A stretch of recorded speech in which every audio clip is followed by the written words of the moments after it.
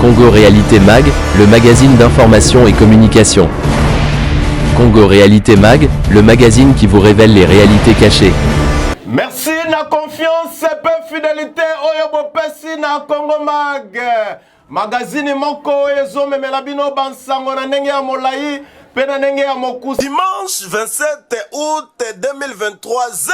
Makela Luvualu abimaki lisusu na balabala na tina ya kobenda population matoi ndenge kaka nzela oyo ezwa kara na ndenge ya kosakana te pe abetaki lisusu mbela koyebisa population ete moko te aya atelema na balabala aloba ete misala oyo nanu ebandaka liboso eza yende abandaki kosalisa yango te po tina moya lelo yo gouvernement ebeta misala ya nzela oyo ya Kimbantseke kara na ndenge ya kosakana te yangwana notable ya commune ya Kimbantseke Z Makela Luvualu afongoli population misu bondi melangai yoka communication oyo so moni biso awa population ya Kimbantseke mobimba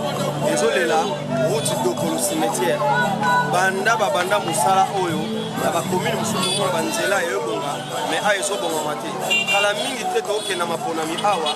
to mona bakalukuta bakoya kokoka mabanga bakoya kokosa bato ki baosala nzela tandis que population zo nyo comme na minute bango baosala eloko yango to sengi implication ya chef de l'état Félix Antoine Tshisekedi yemoko nenga zo kita partout pour na banzela akita pe na route oyo dokolo cimetière pour esa la polémique te ya ba candidat ba on ya koloba ke bango ba osai sanzela message na ngai papa liboso to mona ki bavana ko bomisa tika bakenda ezala na likambu bien ndenge ni papa il paraîtrait société bande osala musala oyo bazali na premier financement quand financement bapesi bango mbongo te baza obligé okata misala nde bakata misala nde tomoni mabanga etikali bilo nyonso etikali ndenge wana c'est ça il donc jusqu'à maintenant bazo simba te bongo bamvula pe yango ezoya siko mpona population mais bakosouffrir makasi yango moni na sengi chef de l'état sikoyo akita ye moko amonake awa na route oyo musala moko ezosala te wana posa ya nzela avant tokenda na élection ya 2023 le 20 awa nzela oyo esalama po esala polémique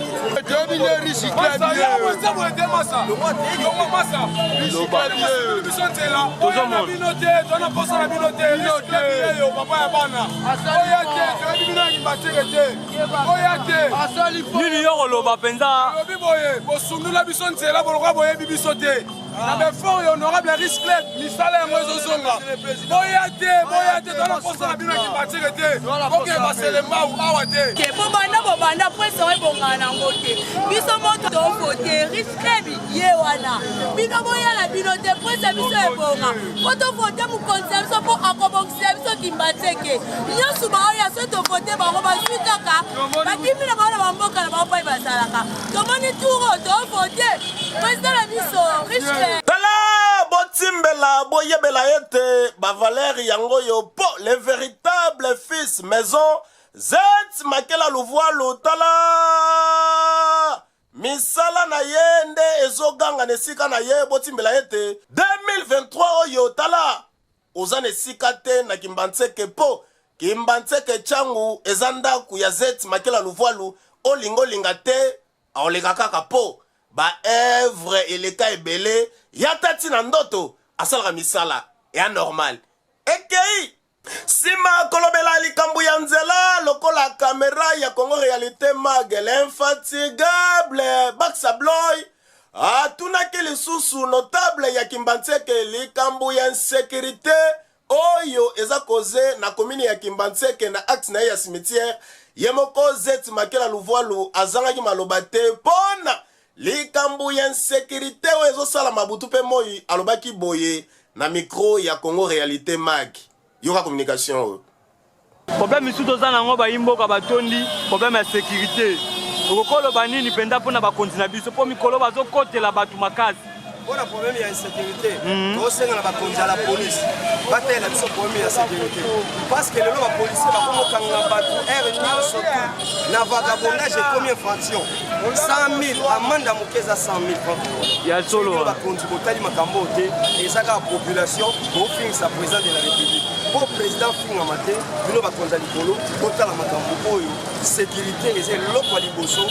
nzela eza communication eza eloko ya liboso oyo biso bana Kimbanzeke tozotelema calendrier na ya programme ezalaki chargé kolongwa na nzela ya Kimbanzeke akitaki mbangu na église ya CBFC epai wapi bazalaki na kilte ya munene oyo babengi yango matondo epai wapi kilte yango ezalaki mpo na achat ya parcelle bongo tango Zet Makela Luvualu le véritable natif ya Tchangu mwana Kimbanzeke ya Tongo donc ye bakata mutolo na ye pe bakunda yango na mabele ya Kimbanzeke tango akotaki bayambi ye na honneur na ndenge ya kosakana te lokola eza likambo ya kosombela nzambe mabele mpo na etonga alobaki likambo oyo akoleka yango boye te nyonso oyo abomba wuta 2001 abimisaki yango pona kosombela nzambe lupango bongo mutu ya boye baaction de grâce ya boye ganga te eganga po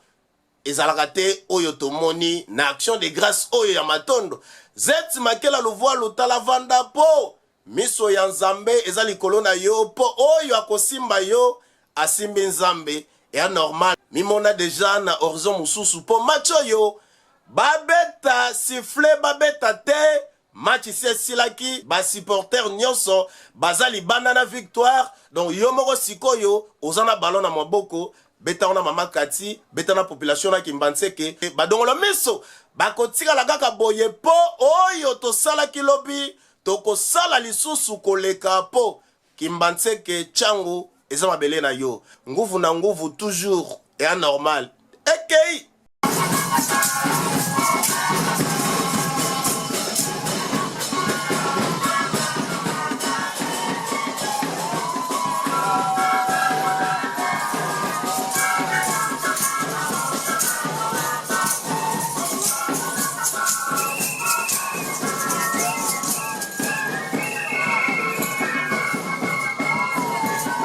Kinshasa,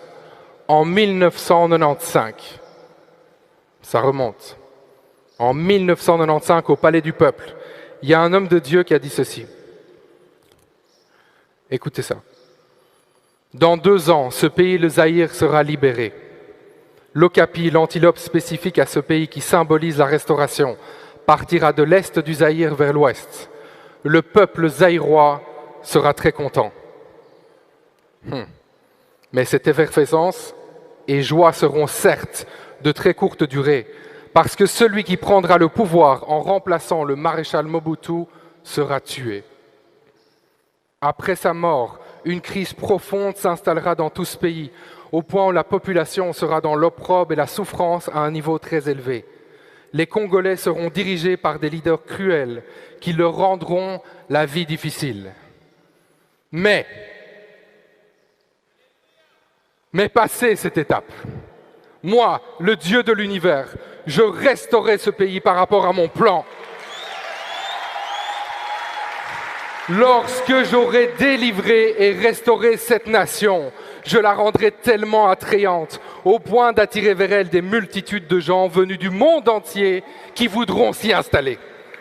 Les investisseurs se bousculeront au portillon du pays juste pour avoir le droit d'y faire des affaires et s'y installer.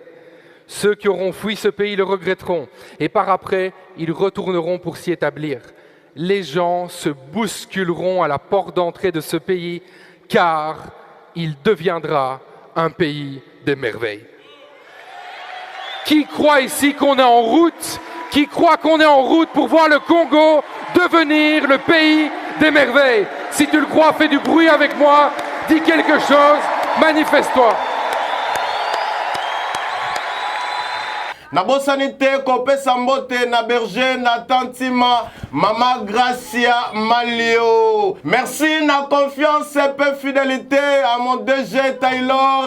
Mayekodi, ngai le Goliath de la presse congolaise, route numéro 1, Bomamata di Mwanda, je vous dis bye.